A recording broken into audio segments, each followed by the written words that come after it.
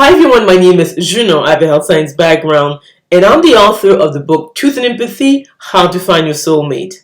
And I'll put a link to the book below. This video is about the romantic compatibility between INFPs and ISFJs. I think that most people ask themselves who's the best match romantically long term with another person based on certain characteristics. And I think that MBTI personality type is a good starting point. So let's look at what INFPs and ISFJs have in common. Obviously, they're both feelers, which means that they are right-brain dominant, they tend to be empathetic, and they put emphasis on their relationships in general, but specifically the romantic relationships. So they will appreciate that about each other. The other aspect is that they are both introverts. Introverts tend to need time on their own to get recharged. So they can spend time with maybe one person or a few close family and friends, but they feel drained when they're in a big crowd of people for long periods of time. So again, they will understand each other on that level.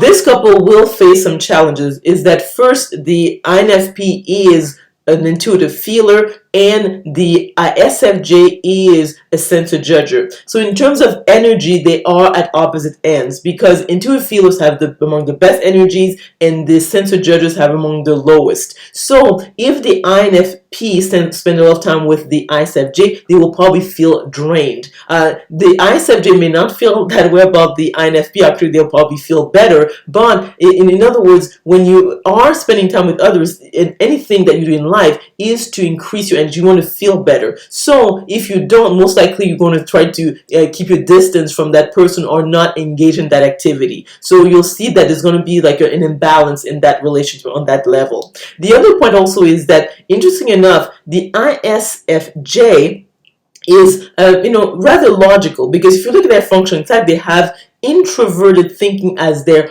third function, whereas the INFP has extroverted thinking as their fourth function. So they might run into an issue because when they're looking at a situation or evaluating, let's say, the best course of action, the ISFJ will come across as maybe too logical for the INFP, and the ISFJ will look at the INFP and say that this person needs to be more coherent in terms of like what makes sense logically. So they might encounter a problem there. Another challenge they may face is that they have a different relationship style. The INFP has a feminine and spontaneous style. So these are the type of people who emphasize authenticity, and they may come across as self-absorbed because they have introverted feeling as their first function, whereas the ISFJ has extroverted feeling as its second function. So these are people who want to bond and they really pay attention to other people's needs. So they are about being one with their loved ones or other people. So they might look at the INFP and think that this person is selfish at times, and the INFP may look at the ISFJ and thinking this person's not authentic enough. In other words, they're willing to sort of like put their needs in the back burner to actually get along with others. So they might have an issue there. And the other aspect is that they have a different organizational style. The INFP is the spontaneous type, whereas the ISFJ is the judger type. So the INFP can rely more on the ISFJ than the other way around. And the ISFJ really wants stability, predictability in their relationship. So they will feel that the INFP cannot meet these needs. So in other words, interesting enough, although they're both feelers, they're both introverts, these are people who might not get along well. So they could be, let's say, friends, acquaintances, they could be co-workers, but in a close relationship they might really irritate each other because one is that they don't have the same type of energy. The INFP has a much better energy than ISFJ, so they feel drained spending time with them. They don't also have the same theme for their lives because the INFP,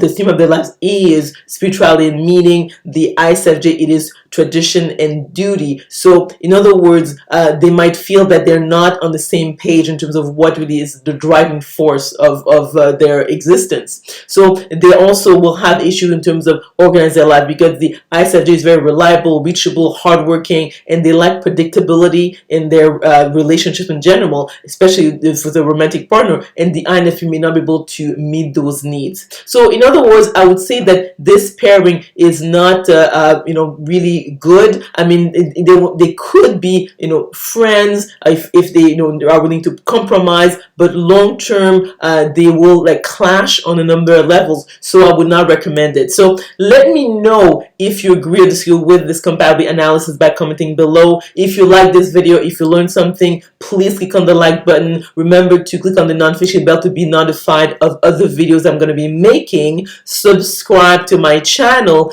and we will talk soon.